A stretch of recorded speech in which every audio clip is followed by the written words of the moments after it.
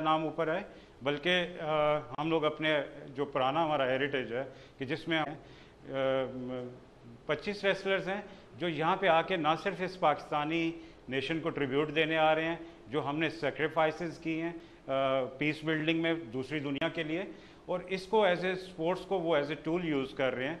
क्योंकि बादशाह पहलवान खान बेसिकली बहुत पेट्रियाटिक और इंतहाई पाकिस्तान से मोहब्बत करने वाला लड़का है, जो पाकिस्तान का झंडा और पाकिस्तान ही का ड्रेस पहन के अपने रेसलिंग रिंग में उतरता है, और इस वक्त उसने अपना नाम पाकिस्तान का जो है ना रोशन किया हुआ है।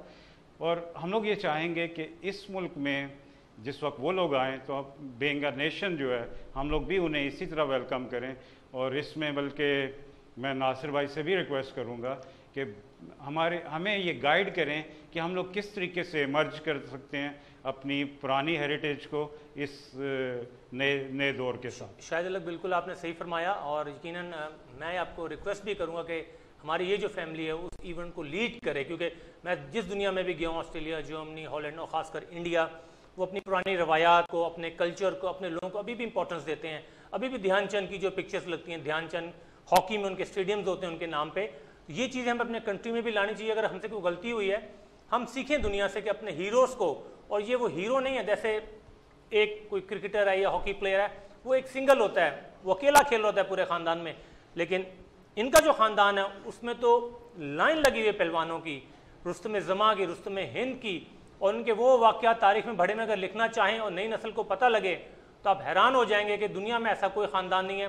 ख़ासकर नासिर भाई, आपको याद होगा भी, आप थोड़ी देर पहले हमसे डिस्कस कर रहे थे कि गामा पहलवान ने शायद कोई आज तक कुश्ती हारी ही नहीं है, तो उसके मुतालिक थोड़ा सा बताइएगा। गामा पहलवान रुस्तम ज़मा मेरे नाना थे, और बचपन से लेकर जवानी तक और बल्कि ढलती उम्र तक कोई कुश्ती हारे ही नहीं थे, कभी शिकस्त का मुंह ही नहीं देखा था। और ऐसे ही मेरे वालिद भोलू पहलवान रुस्तम ज़मा, उन्होंने भी कभी शिकस्त का मुंह नहीं देखा। मतलब जितनी जिंदगी खेले वो खाड़े में चित नहीं हुए। अल्लाह की करम नवाजी ऐसी रही है उन पर, ख़ास करम नवाजी। और हमारे वालिद बोलते थे, बड़े हमारे बुजुर्ग भी बोलते थे, पहलवानी लोहे के चने हैं, जो इसको चबाएगा वही पहलवान होगा, वरना नहीं होगा। और पहलवान बनना कोई मुश्किल बात नहीं, पहलवानी को पचाना मुश्किल बात है, बिल्कुल सही, संभालना मुश्किल बात है। बिल्कुल सही बात है, बल्कि हम लोग बचपन सुना करते हैं कि लंगोटे का सख्त होना चाहिए, लंगोटे की हिफाजत करनी चाहिए, हर चीज़ पाक साफ होनी चाहिए। बिल्कुल। तो ये वो लोग हैं जिन्होंने इसको इबादत के तौर पे लिया, और ये लोग वली के दर्जे पे, क्योंकि आदमी के पास जवानी हो, ताकत हो, जोश हो, जज्बा हो, शोहरत हो, दुनिया उसके पीछे भागती हो, और आप जो हैं वो अपने आप को कंट्रोल करें उस एज में जब शैतानियत आप पे छाती है, जब आपका जिस्म ताकत इजाज़त देता है, लेकिन ये उसको इबादत के तौर पे लेते हैं। और मुझे याद है कि पहलवानी जो तबका था वो 4 से 3 बजे उठता था, और मुझे याद है कि नासिर भाई का भी ताल्लुक़ थोड़ा सा मेरा की है कि हम एक ही कॉलेज के, इन्होंने बीजे से पढ़ा, अभी पब्लिक स्कूल से इन्होंने एजुकेशन हासिल की। तो डीजे हॉस्टल में जो मेरा कमरा था वो बिल्कुल जो इनका खाड़ा था पार्टीशन के बाद 1948 में, जो पाकिस्तान चौक में इनको गवर्नमेंट ऑफ पाकिस्तान ने इज्जत के तौर पे दिया, वहाँ सुबह 4 बजे से खड़ा शुरू हो जाता था, और पहलवान जो है मिट्टी खोदना और उस पर हल चलाना और वो जो डंबल करना, तो वो एक बड़ी हमारी इंटरेस्टिंग बात होती थी। हम बड़ा छुप छुप के देखते थे कि कौन कौन सी बलाएँ हैं जो इतनी ट्रेनिंग कर रही हैं। नासिर भाई मुझे एक इंटरेस्टिंग वाक़या सुनाएगा कि आपकी रेसलिंग अपने चाचा के साथ हुई थी, उसमें क्या हुआ था, वो क्या चीज़ थी, वो बड़ी मशहूर रेसलिंग है, उसकी क्या वजूहत थी? ये डेरा गाजी खान में एक रखा गया था, इवेंट रखा था उन्होंने, 2-3 कुश्तियाँ हुई थी, और मेरे और चचा के दरमियान भी एक मुकाबला रखा गया था। वो नुमाइशी मुकाबला कह सकते हैं आप, मगर उसमें जो दाव पेज थे वो सही लग रहे थे। तो असल में बेसिक जो है वो फ्लैंक किक, जो मैं फ्लैंक किक मारता हूँ, रिवर्स किक। दुनिया में जो है ना सारे फ्रंट किक मारते हैं, मेरी एक रिवर्स किक होती थी, मैं बैक फ्लाइंग किक मारता हूँ, जो मेरे चचा भी गोगा भी मारते थे, वो मैंने उनसे ही देख के सीखी थी, उन्होंने बताया था। तो मेरा उनके साथ मुकाबला था, तो उसी मुकाबले के दौरान ही वो इत्फाकन जब वक्त पूरा हो जाए तो एक बहाना बनता है, तो वो एक बहाना ही बना। मेरी फ्लैंकिंग लगी चचा को, चचा ने कहा मैं मार के दिखाऊंगा, वो लड़ते लड़ते उन्होंने मारी, फिर मैंने मारी, तो उन्होंने कहा आहिस्ता, बस इतना सा कहा, तो थोड़ी देर बाद ही वो शॉट हो गया, उधर ही ऑन द स्पॉट ही वो रिंग के अंदर ही, जी खाड़े के अंदर। वो लेकर गए अस्पताल में, मगर वो सरवाइव नहीं कर सका। कहाँ पे लगी थी वो किक आपकी? छाती पे लगी थी सीधी। यकीनन वो एक सैड मौका था, लेकिन आपको पता है कि स्पोर्ट्समैन अपनी ज़मीन से ऐसी ही मोहब्बत करता है, उसको ग्राउंड में चोट लग जाए, इंजरी हो जाए, लेकिन वो अपने मुल्क के लिए खेलता है, अपने पेशे के लिए खेलता है, अपनी महारत के लिए खेलता है और अपने शौक़ के लिए खेलता है। जो सबसे बड़ी चीज़ है वो सबसे पहले माफ़ करना, सबसे पहले तो हम जब उतरते थे हमें ये हमारे जो नज़र में होता था वो मुल्क अपना होता था, नाम मुल्क का, उसके बाद अपने ख़ानदान का, फिर उसके बाद सिलसिला चलता था, फिर अल्लाह ताला के ऊपर छोड़ते थे कि अल्लाह ताला तू ही इज़्ज़त देने वाला है, तू ही बेशक हर चीज़ तू ही कादर है। तो अल्लाह ताला अपनी मेहरबानी भी करते हैं, अगर अल्लाह ताला को याद करते हैं ना तो और मेहनत से काम लेते हैं। आजकल तो मेहनत करना ये समझते ही नहीं है, मेहनत करते ही नहीं है लोग। मेहनत ज़रूर है हर काम में, ज़रूरी नहीं कि आप मैं पहलवानी कर रहा हूँ तो पहलवानी में मेहनत है, कोई भी फील्ड है। जैसे आप माशाल्लाह आप एंकर बने हैं, आप बैठे हैं अपने आप, अगर आप उसमें मेहनत नहीं करेंगे तो वो भी बेकार है। हर काम में मेहनत ज़रूरी है। इसीलिए हम लोग रात को 2 बजे उठते थे और वालिद साहब जब हमारे एक उठक बैठक कहलाती है, आप उसको बैठक बोलते हैं, उठक बैठक लगाते थे तो वालिद साहब बैठते थे और वो कहते थे कि भाई आप लोगों ने गिनती नहीं करनी, सेट का गिनना नहीं है। अगर मिसाल के तौर पे एक सेट लगाया 100 का तो आपने गिनती नहीं करना, वो आदमी बैठा होता था, उन्होंने कहा वो ये गिनेगा, जब सेट पूरा हो जाएगा आप बताएंगे। आपने कहना हर बैठक पे कहना अल्लाह अल्लाह, अल्लाह का नाम लेना। उस वक्त वो टाइम ऐसा होता है कि अल्लाह ताला को नज़दीक होकर सुनता भी है और फिर आप मेहनत भी करते हैं, हर चीज़ से पाक साफ होते हैं, बेशक अल्लाह ताला उसमें मदद फरमाता है। बिल्कुल ना, ये चीज़ें जैसे मैंने अपने इंटरव्यू में कहा कि खाली ये स्पोर्ट्स नहीं, ये इबादत भी है। ये सिलसिला जारी रहेगा, एक ब्रेक के बाद दोबारा मुलाकात होगी।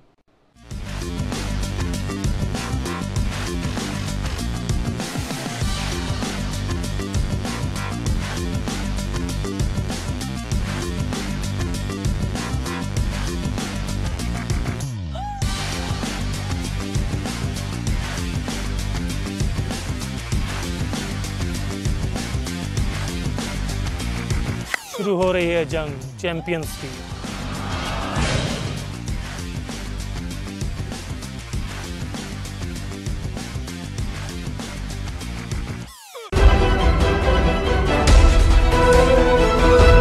न्यूज़ पाकिस्तान टीवी चैनल जो है, और ये आपका नहीं है, मैंने कभी काफ़ी दिनों से आपके नाम भी सुना और मैं देख भी रहा हूँ।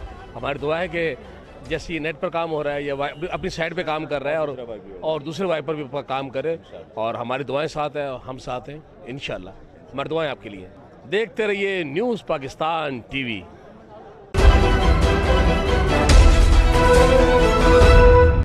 दयार इश्क में अपना मकाम पैदा कर, नया जमाना नए सुबह शाम पैदा कर। खुदा अगर दिल फितरत शनास दे तुझको, सकूत लाला गुल से कलाम पैदा कर। मेरा तरीक अमीरी नहीं फकीरी है, खुदी ना बेच गरीबी में नाम पैदा कर।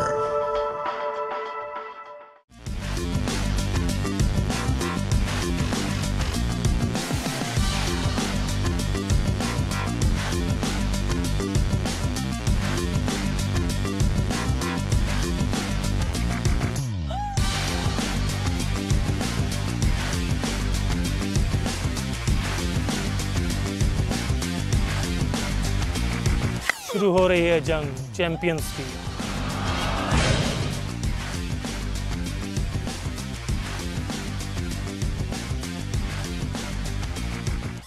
नाज़रीन वेलकम बैक, मैं आपका एंकर मंसूर अहमद और स्पोर्ट्स टॉक शो है चैंपियंस।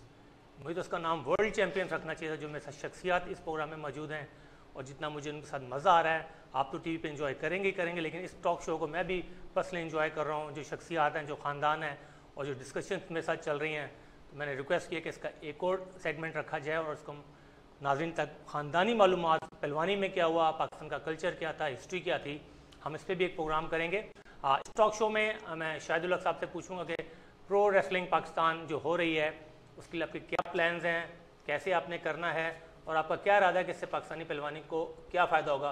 क्योंकि मैं नासिर भाई से पूछना चाहिए था, लेकिन शाहिद भाई से मैं पूछूंगा जो आजकल फ्री स्टाइल रेसलिंग उसमें क्या हो रहा है। जी शाहिदुल हक साहब। ऑलरेडी मैं समझता हूँ कि क्योंकि ये दोनों चीज़ें इंटर रिलेटेड हैं। नो डाउट के बेस जो है हमारी अपनी कुश्ती है, जिसको हम लोग ना सिर्फ इसको इंटर रिलेट कर रहे हैं फ्यूचर में, बल्कि जब फेडरेशन से भी बात हुई तो हम लोगों ने ऑफ़र की है कि हम लोग 1 ईयर प्लान एक लेके आ रहे हैं, जिसमें हम लोग खाड़ों की वापसी का एक पूरा प्लान हम लोगों ने डिज़ाइन किया, जो 12 सिटीज़ में हम लोग अपने पार्टनर्स के थ्रू मिल के हम लोग इनको करेंगे। और मुझे बड़ी खुशी हो रही है कि अगर नासिर भाई इसमें हमारी हेल्प करते हैं तो मेरे ख्याल से नासिर भाई से मैं रिक्वेस्ट करूंगा कि इस टैलेंट हंट के लिए वो हमें सपोर्ट करें। मुझे यकीन है कि प्रो रेसलिंग जो है उसको भी हमारे जो है देसी रेसलर्स आके हमें जो है ना वो इससे सपोर्ट करेंगे। और मेरे ख्याल से ये जो हमारा टैलेंट हंट प्रोग्राम है प्रो रेसलिंग का, इसमें रिवाइवल ऑफ खाड़ा भी होगा और मेरे ख्याल से एक बहुत बड़ी इकोनॉमिक सपोर्ट मिल जाएगी उन रेसलर्स को, और फिर एक अट्रैक्शन डेवलप होगी, क्योंकि इसमें इकोनॉमिक फैक्टर इन्वॉल्व हो गया प्रो रेसलिंग में। और दूसरी कुश्ती में मैं समझता हूँ सबसे बड़ा फ़र्क ही ये है कि वो कुश्ती जो है उसमें पैसा इन्वॉल्व नहीं था। अब जो हम लोग लेके आ रहे हैं इसमें टोटली पैसा इन्वॉल्व है, और इसकी वजह से हर रेसलर जो है ना सिर्फ एमेचर लेवल पे अपनी परफॉर्मेंस को अच्छा करेगा, बल्कि जब वो इसमें आएंगे प्रोफेशनल रेसलिंग में तो उनका एक बेस बड़ा स्ट्रॉन्ग होता है। जो हमारे देसी कुश्ती के लोग होते हैं या ओलंपिक रेसलिंग के जो लोग हैं, इनका बेस बहुत स्ट्रॉन्ग है, और वो थोड़ी सी ट्रेनिंग के बाद वो प्रो रेसलिंग में ना सिर्फ अपने आप को परफॉर्म करेंगे, बल्कि वो अपने फाइनेंशियल जो मैटर्स होते हैं उनको भी बहुत बेहतर तरीके से कर पाएंगे। बिल्कुल, शायद आपने ठीक कहा, लेकिन हम जो प्रोग्राम डिस्कस कर रहे थे उसमें एक चीज़ क्लियर हुई कि एक होता है पैशन और एक होता है फैशन। तो जो पुराने खिलाड़ी थे क्योंकि इतना पैसा नहीं था, मीडिया नहीं था, लेकिन उनमें पैशन बहुत था। तो आजकल जो करंट है वो फैशन पे ज़्यादा चली गई, पैशन और फैशन का मुकाबला है। नासिर भाई इधर मौजूद हैं, हम डिस्कस कर रहे थे प्रोग्राम से पहले, तो एक उन्होंने मुझे नई चीज़ बताई जहाँ मेरी मालूमात थी, मैंने उसको स्टडी किया लेकिन ख़त्म हो गई। ये वो लोग हैं जो असल बातें, अंदर की बातें, वो हकीकतें जो आज तक मीडिया पे नहीं आई। उन्होंने कहा गुर्स एक चीज़ होती है, तो मैंने पूछा वो क्या होती है। बात वहाँ से निकली कि मैंने कहा मुझे याद है कि भोलू और गामा पहलवान की मैंने वेबसाइट पे पिक्चर देखी जिसमें एक बहुत बड़ा सा उन्होंने डंबल टाइप का जो है शोल्डर पे रखा हुआ था, और मैं उसको उस फैसिनेटिंग मूवमेंट को मैं फील कर रहा था कि कितना प्राउड होगा। तो उन्होंने कहा वो ऐसे नहीं मिलता, वो रुस्तुम हिंद जब आदमी बनता है तो जब उसको मिलता है, और वो एक किस्म का ताज होता है वो अपना पहलवानी का। तो मैं पूछूंगा गुर्स के मुतालिक कोई आपके पास हिस्ट्री भी है और आपके ख़ानदान में भी तक वो चीज़ें मौजूद भी होंगी, तो नासिर भाई काइंडली थोड़ी इस पर रोशनी डालिएगा। सबसे पहले कि आप लोग बाहर से पहलवानों को लेकर आ रहे हैं, बड़ी खुशी की बात है। ये गवर्नमेंट और पाकिस्तान को भी चाहिए कि इस पे इसकी सरपरस्ती करें, और ये बहुत अच्छी बात है। जो मेरे लायक खिदमत होगी, जो मेरे लायक कोई काम होगा, मैं ज़रूर हाज़िर हूँगा। दूसरी बात यह है कि गुर्ज की बात छिड़ी है तो हर कोई गुर्ज दे रहा है। असल में ये गुर्ज उस वक्त मिलता था जब, मिसाल के तौर पर, उस वक्त इंडिया था, सारा हिंदुस्तान था। जो हिंदुस्तान के जितने पहलवान आपस में लड़ के जो टॉप में आते थे, तो एक उसमें रखते थे टाइटल बाउट होती थी, जैसे रुस्तुम हिंद की, उसमें ये टाइटल रखा जाता था और उसमें गुर्ज इनाम रखा जाता। फिर वो टाइटल जो जीतता था उसको गुर्ज इनाम देते थे, उसको बोलते थे गुर्जबंद पहलवान। वो गुर्ज का ये है। अब गुर्ज ये हारी सारी जितने भी आम छोटे मोटे पहलवान जितने भी हैं, ट्रॉफी की शक्ल बना के वो देते जाते हैं, मजाक बन के रह गया। अब मेरे नाना को एक महाराजा पटियाला ने एक गुर्ज रखा था टाइटल, वो ऐसे शौक से उन्होंने बनाया था, वो प्यार भी करते थे मेरे नाना से वैसे भी, और वो बनाया था उन्होंने सोने और चांदी का, और उसमें हीरे जवाहरात जड़े हुए थे, बोले लड़े उसकी लगी हुई थी, बहुत ही कीमती उस वक्त बनाया था। और वो उनको ये भी था कि अगर खुदा ना खासा ये कुश्ती हार भी गए ना, तो मैं ये गुर्ज गामा पहलवान को ही दूंगा या उसको दूंगा। मगर वो उन्होंने जीता और वो गुर्ज उनको दिया। अब वो खाली गुर्ज ही रह गया, उसकी जितनी हीरे जवाहरात गायब हो गए, खत्म हो गया, वो सब खत्म हो गया। गुर्ज है चांदी का, अब चांदी वो अभी भी हमारे पास पड़ा हुआ है। गुर्ज 2-3 हमारे पास हैं, एक मेरे नाना का, एक मेरे दादा का पड़ा हुआ है। और वर्ल्ड चैंपियनशिप की बेल्ट जो है गामा पहलवान उस समय जमा की, जो 1910 में उन्होंने वर्ल्ड चैंपियनशिप जीती थी, वो भी मौजूद है, वो भी मेरे पास मौजूद है। तो नासिर भाई मुझे बताएं कि ये जो गुर्ज है, ये आप ही के खानदान को मिला अभी तक, उसके बाद किसी के बाहर नहीं गया आपके खानदान से? नहीं, गुर्ज जो है मैंने वो बताया, ये टाइटल होते हैं। ये जब जैसे यहाँ रुस्म पाकिस्तान बनने के बाद मेरे वाले साहब की एक कुश्ती हुई यूनुस पहलवान के साथ, यहाँ कराची में हुई, उसका टाइटल था रुस्म पाकिस्तान। ख्वाजा नाज़मुद्दीन उसके मेहमान खुसूसी थे, तो वो टाइटल रखा गया। और जब ये कुश्ती हुई मेरे वालिद ने वो कुश्ती जीती और फिर उनको रुस्म पाकिस्तान का टाइटल वो गुर्ज की शक्ल में, ट्रॉफी आप जिसे बोलते हैं, ऐसे वो दिया गया। वो भी है, ऐसे होता है। अब भी जैसे कोई बड़ी टाइटल बाउट हो और उसमें रखा जाए, इनाम रखा जाए, तो उसका वो होता है। अब तो ये कप वगैरह भी दे देते हैं, मगर असल इसकी जो पहचान कह लें या अहमियत कह लें, वो उसकी है। जैसे ओलंपिक का गोल्ड मेडल होता है। जी बिल्कुल ऐसे ही गुर्ज की अहमियत है। अच्छा नासिर भाई, थोड़ा रोशनी डालिएगा। हम लोग मीडिया में भी रहे, इवेंट होते रहे, शाहिदुल हक साहब ने ये प्रो रेसलिंग पाकिस्तान इवेंट कराया, इस सिलसिले में काफ़ी मालूमात मिली। गामा पहनवाल की जो रिश्ता हैं, इस टाइम करंट जो प्राइम मिनिस्टर है नवाज शरीफ साहब, उनकी मिसेज हैं और फर्स्ट लेडी हैं। बिल्कुल। तो आप कौन से रिश्ता? मेरी कज़न है जी, वो मेरी बहन है, बड़ी बहन है माशाल्लाह। वो वैसे भी मैं और उनकी बहुत इज्जत करता हूँ। वो मेरी वैसे भी वो उनकी मुशाबत शक्ल भी मेरी वालदा के साथ मिलती है माशाल्लाह। तो मैं उनको वालदा ही अपनी कहता हूँ। वैसे ही वो मोहब्बत करती हैं, प्यार करती हैं। आप सीट तो ये ऐसी है कि वो आपको मालूम है वैसे ही बिजी होती है, मगर वो फिर भी शफकत करती हैं हमारे। नहीं नासिर भाई, मेरे जहन में एक अभी सवाल था और ये हुआ कि आप कितने ताल्लुकात हैं, आप प्राइम मिनिस्टर की उस फैमिली कितने क्लोज हैं, तो अगर आप लोग कुछ पहलवानी के लिए नहीं करवा सके और आपका खानदान का हिस्सा है वो, और मियाँ साहब तो बड़े मशहूर अपने वाले साहब की खिदमत में, आपके खानदान में चीज़ चली आ रही है, और स्पोर्ट्स में तो अदब बहुत बड़ी चीज़ है। अदब के बगैर है ही कुछ नहीं। ये देखें आपको माजरत के साथ, हमारा अखाड़ा जो होता है ना, जिसमें हम जोर करते हैं, अखाड़ा उसको बोलते हैं जो मिट्टी का बना हुआ है, और उसमें हम जोर करते हैं, प्रैक्टिस करते हैं उसमें कोई आदमी, उसको किसी को इजाज़त ये नहीं होती कि जूती पहन के अंदर जाए। सुभान अल्लाह। कोई पलीत आदमी अंदर नहीं जा सकता, बावजू होगा फिर वो जाएगा उसमें। ये एक एहतराम है, एक अदब है। और अपने बड़ों का अदब इस हद तक है कि मैं एक मिसाल के ऊपर एक बात सुनाता हूँ अपने गामा पहलवान नाना की। जब ये वर्ल्ड चैम्पियनशिप की बेल्ट जीत के है ना इंडिया में, वापस जब आए तो आपको मालूम है गरूज की था हो गई, बिल्कुल पूरी दुनिया जमा और लाखों लोग जमा, तो वो जमा ऐसे आ रहे हैं, मुबारकें दे रहे हैं, तो बैठे हुए ऐसे ही। तो इनका खलीफा से बैठे हुए थे, खलीफा। उन्होंने जब ये देखा कि ये मजमा लगा हुआ है, तो उन्होंने कहा ओए गामे, ऐसे पुकारा उनको, ओए गामे। उन्होंने कहा जी। उन्होंने कहा उठे, चिलम पार के लिया। वो कब पीते थे, उन्होंने कहा चिलम पार के। ये उठे फौरन उसी वक्त, उन्होंने चिलम पकड़ी, तो उन्होंने कहा बैठ, अब नहीं, वक्त नहीं, अब जाओ तो बैठ। सिर्फ यही देखना है तुम्हें मैं तो नहीं आई, जा। अल्लाह ताला ऐसे नहीं देता किसी को। ये चीज़ें अदब से हैं। हाँ, अदब है तो सब। ये देखें साथीज़ा जो होते हैं उनका अदब सबसे पहले होना चाहिए। कोई भी देखें ना, ये अब आजकल हालत क्या है, अदब ही नहीं रहा।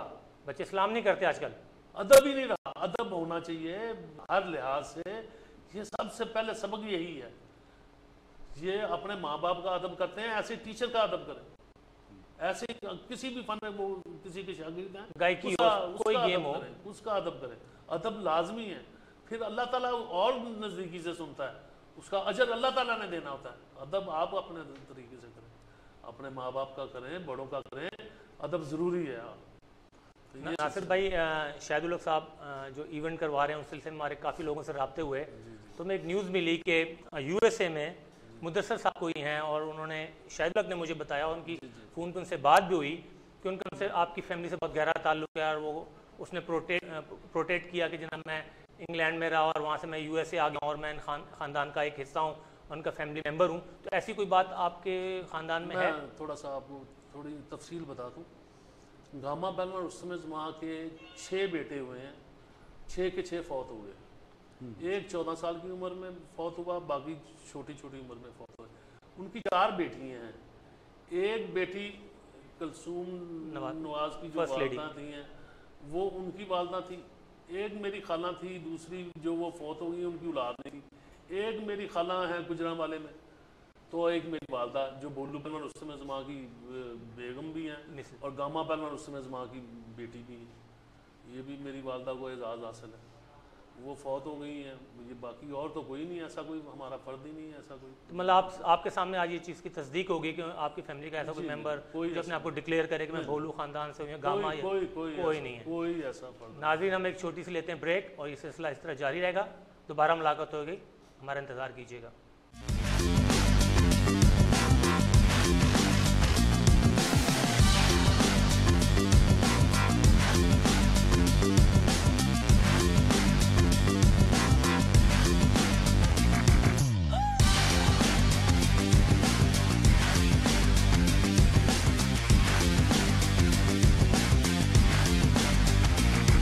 शुरू हो रही है जंग चैंपियंस की।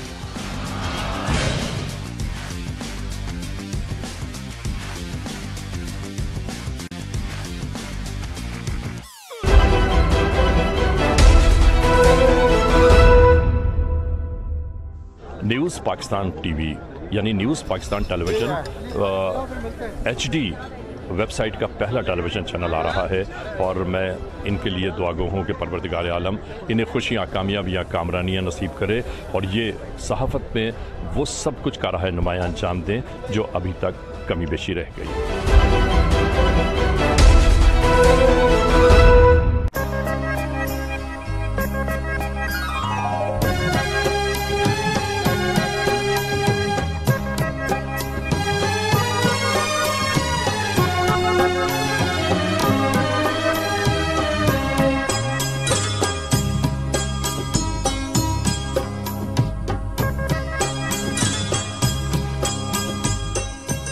पाकिस्तान जिंदाबाद।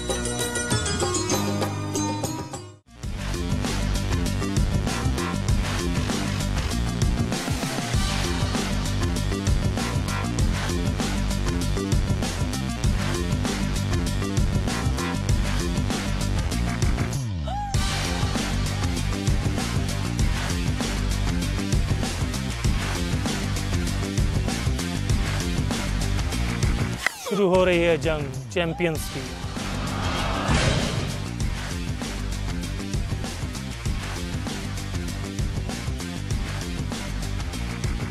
नाजरीन, welcome back. Sports talk show है चैंपियंस की। चैंपियंस इन system world champion, universal champion नहीं, ओलंपिक चैंपियन से भी ज़्यादा वो ख़ानदान जिसकी हिस्ट्री इतनी गहरी, इतनी तवील है कि अगर जिक्र करते रहें तो हमें 2-3 प्रोग्राम उसके लिए कम पड़ेंगे। गामा पहलवान का जो जिक्र निकला उसमें नासिर भोलू साहब ने फरमाया कि आज तक उन्होंने अपने कैरियर में कोई कुश्ती पहलवानी में हारी नहीं।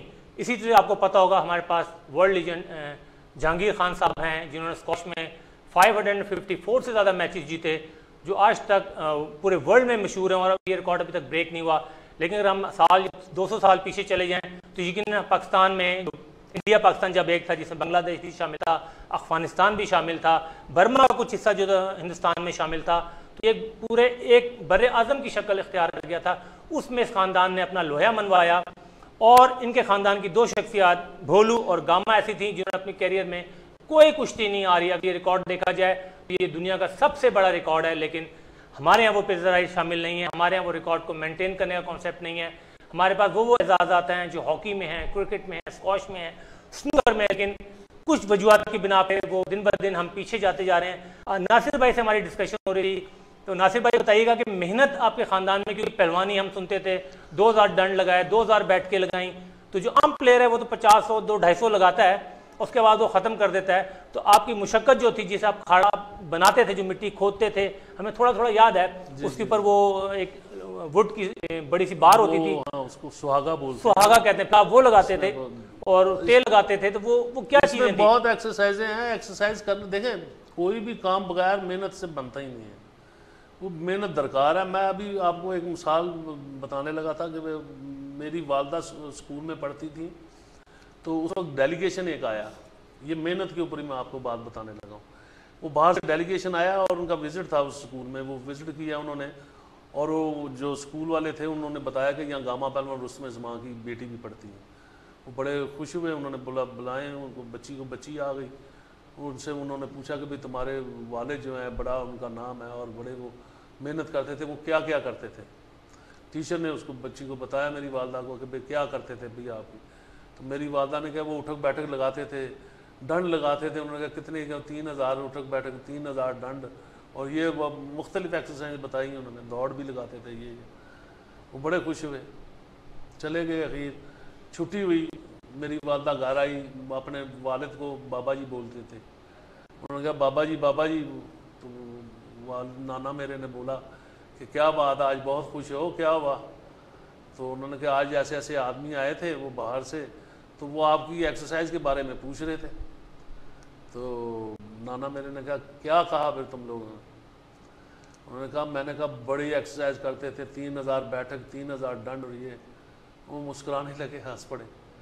तो हंस कर कहते हैं बदिए तुम्हें खाली बैठ ही बैठ का, तेन पता है मैं किनियां लाना था? खाली उठक बैठक में 10,000 एक टाइम पे बैठक लगाता था। Oh my God. और 2.5 मन का कड़ा पहन के, लोहे का कड़ा पहन के वो अलहदा बैठकें लगाता था। 2.5 मन? जी, वो अलहदा लगाता था। और बाकी एक्सरसाइजें वो अलहदा हैं, जो जोर करने हैं, अखाड़ा गोड़ना है, सुहागा फेरना है, वो दंड लगाने हैं, वो अलहदा है। ये एक एक्सरसाइज थी। तो मुझे उस वक्त ये था कि मुझे शौक था, जुनून था, शौक की हद, जुनून की हद तक था। हाँ, पैशन, कि ये था कि मैंने कुछ ना कुछ मुकाम हासिल करना, क्योंकि हम यतीम थे उस वक्त। मेरे नाना और दादा यतीम थे ये लोग, इनके वालिद वालदा फौत हो गए थे बचपन में, छोटे छोटे थे। तो ये मेरे फिर इनको शौक था, मामा ने इनको साथ रखा और पाला उनका। फिर एक मरतबा 9 साल की उम्र में एक महाराजा पटियाला थे कि कौन से थे, उन्होंने पूरे हिंदुस्तान के पहलवानों को इकट्ठा किया। उस वक्त 1000-2000 बड़े टॉप इनके जो बड़े पहलवान थे, इकट्ठा करके एक मुकाबला कराया उठक बैठक का। तो सारे इकट्ठे हुए। मेरे नाना उस वक्त 9 साल की उम्र में थे, अपने मामा के साथ। उन्होंने कहा मुझे भी ले चलो, मुझे शौक है। उन्होंने कहा नहीं नहीं तू क्या करेगा, बैठ उधर बैठ। ये साथ चले गए। रुमाली इन्होंने छुपा ली, रुमाली लंगोट जो होता है ना, वो पहनते हैं, इसमें पहलवानी में वो पहनते हैं। तो ये साथ लेकर चले गए। तो वो उधर जब वो पहलवान सारे आए तो ये भी जिद करने लगे, मुझे भी उधर उठक बैठक में लगाएं। तो वो कहते पागल तो नहीं है तू, उतना सा आया तू बैठ। वो महाराज देख रहे थे। उन्होंने कहा क्या बच्चा क्या जिद कर रहा है? उन्होंने कहा ये जिद कर रहा है कि इन पहलवानों के साथ मुझे भी खड़ा कर दें। उन्होंने कहा चल कोई बात नहीं, खड़ा कर दें। जब वो खड़ा हुए, सारे पहलवान हट के बैठक लगाने से, वो अकेले लगा रहे। माशाअल्लाह माशाअल्लाह। तो फिर महाराजा ने कहा कि एक दिन ये आएगा कि ये लड़का जो है ना दुनिया में नाम रोशन करेगा। और फिर अल्लाह ताला ने उसकी मेहनत का अजर दिया। अल्लाह ताला ने उसको रुस्मे माँ की शक्ल में। नासिर भाई से जो बातें हो रही हैं उसमें जैसे इन्होंने कहा कि 10,000 बैठ के लगाते हैं। आज अगर हमारी पाकिस्तान की टीम, क्रिकेट टीम और बॉक्सिंग की जो टीम है और दूसरी जो टीमें हैं, खाली वो उस मुशक्क़त का एक हिस्सा कर लें तो मेरे ख्याल हम लोग वर्ल्ड चैम्पियन बन सकते हैं। इससे अंदाज़ा होता है कि टाइटल्स ऐसे इन्होंने नहीं लिए। ये जो भोलू पहलवान थे और रुस्तम जमां थे, ये ऐसे नहीं आए, इसके पीछे 6-6, 8-8 घंटे की मेहनत थी। लेकिन नासिर भाई एक बड़ी इंटरेस्टिंग बात ये बताएं कि हमारे जहन में कॉन्सेप्ट, हम भी जब छोटे थे सुनते थे कि आप जी 1 बकरा खा जाते हैं, 2 बकरा खा जाते हैं, तो ये वाकई ठीक था? महाराजा पटियाला को इतना शौक था, वो मेरे नाना को यखनी, एक बकरे की यखनी बना कर देते थे। वो इतने से प्याले में आती थी। अच्छा अच्छा अच्छा अच्छा। वो यखनी पीते थे ये। मतलब जैसे आजकल सप्लीमेंट लिए जाते हैं और आजकल वो सप्लीमेंट तो ये तो ऐसा है कि ये नुकसानदेह भी बहुत है। हाँ, किडनी के लिए भी ये किडनी वगैरह फेल कर देते हैं और बहुत नुकसान है। बिल्कुल नासिर भाई। इन्होंने और भी देखे ना, अपनी जितनी भी ये चीज़ें प्रोडक्ट्स को बेचने के लिए नई नई चीज़ें ईजाद करते हैं, मगर रखते हैं वो कमर्शलाइज ही। बिल्कुल सही कहा, उसमें ज़्यादा नुकसान ही होता है। बिल्कुल। इस डिस्कशन से ये बात आज हमें एक इन्फॉर्मेटिव हुई कि जो व्यूअर्स देख रहे हैं उनके लिए इन्फॉर्मेशन मैं देना चाहता हूँ कि जितनी ड्रग्स हैं इसका बहुत नुकसानदेह है ये। और उसकी मिसाल मैं आपको ज़िंदा ये देता हूँ कि पाकिस्तान के 2 वर्ल्ड बॉडी बिल्डर्स जो हैं वो इससे एक्सपायर हो चुके हैं। और अगले दिन आपको फारूक सिद्दीक साहब के बेटे की भी डेथ हुई। तो थोड़ा सा मैं शाहिद भाई से 1 मिनट के लिए आता हूँ, जल्दी से इसको ये बंद करें क्योंकि न्यूट्रिशन भी है और उनकी इस पर बहुत मालूमात है। शाहिद भाई। इसमें कोई शक नहीं है, 2 नहीं, इस वक्त तकरीबन 13 इंटरनेशनल जो हमारे बॉडी बिल्डर्स हैं उनकी डेथ हो चुकी है पाकिस्तान में। और पिछले दिनों एक मैगज़ीन ने रिसर्च में लिखा है कि पाकिस्तान में मोर देन 70 लोगों की डेथ हो चुकी है इन्हीं ड्रग्स की वजह से। सो इसमें कोई शक नहीं है, ये तो एक पूरा प्रोग्राम मेरे ख्याल से आपको करना चाहिए, ख़ास तौर पे डोपिंग पे और ड्रग्स पे। तो मेरा ख्याल एक आपके बॉडी बिल्डर थे वो ओलंपिक से, ओलंपिक चैंपियन, वो ऐसे जीता है, टाइटल लिया, उधर ही गिरे, मर गए। बिल्कुल ऐसा भी। बिल्कुल नाज़रीन, आपकी मालूमात के लिए बताता चलूँ कि देखने में तो ड्रग आपको वक्ती तौर पे बहुत फ़ायदा देती है, लेकिन आपकी बॉडी को, मसल्स को टेम्परेचर या उसका ब्लड प्रेशर इतना हाई कर देती है कि जो आपकी बर्दाश्त से बाहर हो जाता है, आपकी किडनीज फेल हो जाती हैं, आपकी बॉडी के ऑर्गन्स जो हैं वो डैमेज हो जाते हैं और इसकी वजह से कई ज़िंदगियाँ खो बैठते हैं हम लोग। तो जो लोग शौकीन है वो सलमान खान बनना चाहते हैं, अपने आप को शीशे में देखते हैं, मेरी उनसे एक रिक्वेस्ट है कि काइंडली अपनी नेचुरल बॉडी पे ट्रस्ट करें। आपके जितने भी मसल्स हैं, जितने फैब्रिकेटेड मसल हैं, ये आपको फ्यूचर में चल के नुकसान पहुंचाएंगे, आपके जॉइंट्स को, आपकी फैमिली तक को नुकसान पहुंचाएंगे। अगर एक ख़ानदान में एक फर्द इंतकाल करता है, पूरा ख़ानदान डैमेज होता है। तो शायद भाई इसका क्या हल किया जाए? कोई ऐसा लॉ है पाकिस्तान में या ऐसा कोई रूल एंड रेगुलेशन है जिसकी वजह से हम इसको स्टॉप कर सकें? क्यों, वैसे तो वर्ल्ड एंटी डोपिंग जो है ना, इस पर बहुत काम कर रही है और पाकिस्तान में भी एंटी डोपिंग एसोसिएशन मौजूद है। बट सबसे बड़ी यहाँ पे मसला ये हो रहा है कि यहाँ पे ड्रग एक्ट नहीं है, एवरीथिंग इज़ अवेलेबल, हर उस जगह पे पड़ी हुई है। फिर सबसे बड़ी बात यह है कि बिल्कुल अनएजुकेटेड जो कोचेज़ हैं वो इस तरह की ड्रग्स को यूज़ करवा रहे हैं, लाइक जो घोड़ों में इस्तेमाल हो रही है, जो आपके पोल्ट्री में इस्तेमाल हो रही है। तो इस तरह की ड्रग्स जो है ना वो डिफरेंट एंजाइम्स रखती हैं जो कि इंतहाई नुकसानदेह हैं और सिर्फ जो है ना ये इंटरनल बॉडी ऑर्गन्स को ही नहीं नुकसान दे रही, बल्कि उसके समटाइम्स वो पूरे, यानी बहुत सारे प्रॉब्लम्स हैं इसमें, जिसमें छोटे छोटे प्रॉब्लम्स तो बहुत ज़्यादा बच्चे फेस कर रहे हैं। ये डेथ वाला जो इंसिडेंट हुआ है इसके बाद, और ख़ास तौर पे अभी सदीक अल फारूक साहब की जो बेटे की डेथ हुई है, उसके बाद जो है ना थोड़ा सा चल रहा है कि शायद असेंबलीज में इसकी अब कोई लेजिस्लेशन, मतलब कहने क्या कि गरीब के बेटे की और एशियन चैंपियन, वर्ल्ड चैंपियन 17 भी मर जाएं तो कोई फ़र्क नहीं पड़ता। एक सदीक उल फारूक साहब के बेटे का इंतकाल हुआ, मसला कौमी असेंबली में चला गया, हार्डली पोलिटिकल मैटर है। नासिर भाई से मैं पूछना चाहता हूँ कि आपकी फैमिली में ज़ाहिर आपको पूरी हिस्ट्री याद है और मुझे बड़ा अच्छा लग रहा है आपसे बात करता। मैं चाहता हूँ उसके लिए एक और प्रोग्राम करूँ कि आपको एक एक चीज़ याद है। गुड्स का आपने बताया, खाड़े का बताया, पुशअप्स का बताया, बैठक का बताया, अवार्ड्स का बताया, इवन वो वर्ल्ड चैंपियन बेल्टशिप का बताया। तो आप मुझे बताएं कि आपकी फैमिली में या आपके ख़ानदान में इस चीज़ पे कितनी सख्ती थी और आपके बड़ों की नज़र कितनी थी। ये बड़ी इंपॉर्टेंट चीज़ है कि आपके बड़े जो हैं आप पे कितनी तवज्जो देते हैं। तो ये मैं नासिर भाई के मुँह से अल्फाज सुनना चाहता हूँ। आपको इसी बात पे एक बात बताऊँ, जब मेरे चचा अनोखी से गिरे हैं ना, तो पूरे पाकिस्तान से, पूरी दुनिया से खतूत बहुत आए कि भाई हमारी बड़ी बेइज्जती हुई, बहुत हुई। मगर ये एक स्पोर्ट्स का हिस्सा है, कोई जीतता है फिर हारता है, हर कोई मेहनत कर कर आता है और मेहनत का अजर अल्लाह ताला से मांगता है, चाहे वो हिंदू हो या मुसलमान हो, चाहे कोई हो, किसी भी मज़हब से तल्लुक़ हो। तो मेहनत असल में असल हकीकत ये थी कि जो मेरे चचा थे ना उस वक्त, एक तो उनकी उम्र ज़्यादा थी, एक अकरम, एक ये लोग किसी चीज़ को मानते नहीं थे। ये शुगर के मरीज थे, 500 तो शुगर थी इनको। कितनी? 500। उसके बावजूद रेसलिंग लड़ रहे थे जी। वो तो मानते ही नहीं किसी चीज़ को, इन्होंने माना नहीं। मतलब ये वो बात, एक वक्त ऐसा आ गया इनकी टांग कट गई, पाँव कट गया, वो ऐसी चीज़ें होती रही। फिर आखिर अल्लाह को प्यारे हो गए। ये ना मानने की चीज़ें हैं, ये एहतियात ज़रूरी है। हर चीज़ में ये नहीं होता कि भाई मैं नहीं मानता, ये नहीं मानते, वो एक वक्त होता है। जब वो एक्सरसाइज करते थे, मेहनत करते थे, उस वक्त, इस वक्त जब अनोखी के साथ मारी है उनसे 3 राउंड किसी तरह उससे काबू नहीं, आखिर थक गए, वो खत्म। बिल्कुल नाज़रीन, ये सिलसिला चलता रहेगा और इंशाल्लाह हम नेक्स्ट प्रोग्राम करेंगे। नासिर भोलू साहब का बहुत बहुत शुक्रिया, इनके जितने अल्फाज और तारीफ़ की जाए कम है। इनके ख़ानदान के मुतालिक, इनके मुतालिक शाहिदुल हक साहब का, पाकिस्तान प्रो रेसलिंग के ये प्रोजेक्ट डायरेक्टर हैं, इन सब का बहुत बहुत शुक्रिया इस प्रोग्राम में आने का। नाज़रीन, अल्लाह हाफ़िज़।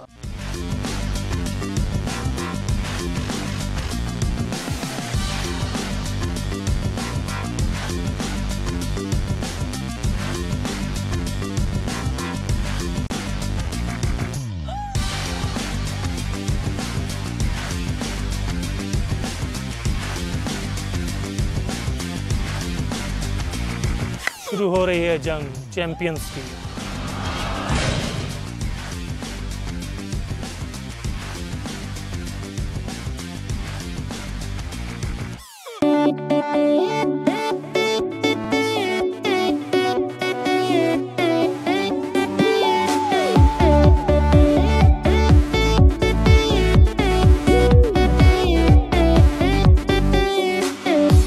माथे हैं एक से किस्मतें